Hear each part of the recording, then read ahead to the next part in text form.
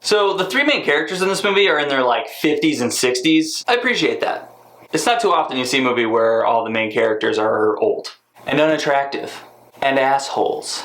Bad Santa 2, rapid fire review. The plot. Billy Bob Thornton returns as Bad Santa, and his life has reached rock bottom. Then he finds out his little partner in crime from the last movie got out of prison and has a plan for a heist that's too good to refuse. So they fly to Chicago, shout out to Chi-Town, and they meet up with Billy Bob's mom, Kathy Bates. And the hilarity ensues from there. Billy Bob Thornton.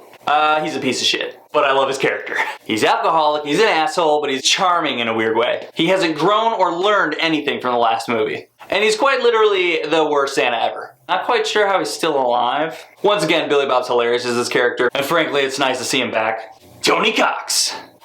He's a piece of shit. His role isn't great in this movie, but when it comes to cussing someone out, he's the best at it. He's so good at saying the word fuck. Motherfucker! Motherfucker! And the midget jokes thrown at him are out of control. This movie does not hold back when it comes to that kind of shit. Kathy Bates. She's a piece of shit. She plays Billy Bob's mom, and a horrible one at that. She's raunchy, she's funny, and they mostly use her character to dive into Billy Bob's character. Explains his past a little bit, and how he got into the business of robbing people and cracking safes. I really enjoyed their chemistry, but Kathy Bates isn't old enough to be Billy Bob Thornton's mom. It's just not believable. And in real life, she's only 7 years older than him. They needed to work a little harder on making her seem older. Get it together. Thurman motherfucking Merman. He's a paradox.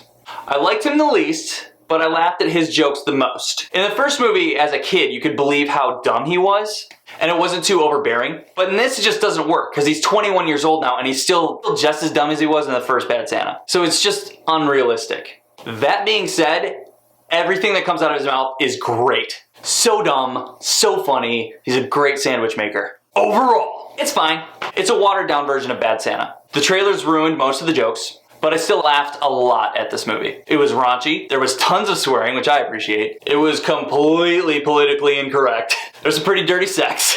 And there are just so many jokes. I feel like they spent most of their time writing jokes for this movie. There's not a missed opportunity. Joke, joke, joke, joke, joke, joke, joke, joke, joke, joke, joke. And a lot of them hit for me. Even though it's funny, it's just not that great. The story itself needed more. They had over 10 years to write this movie, and the heist was kind of lame. The plan wasn't really well thought out. And once you got to the last like 45 minutes of the movie, it didn't come together how I wanted it to. So if you're looking for a good laugh, go watch this movie. It is fucking hilarious. It's just not the best movie. Rapid fire review. Subscribe.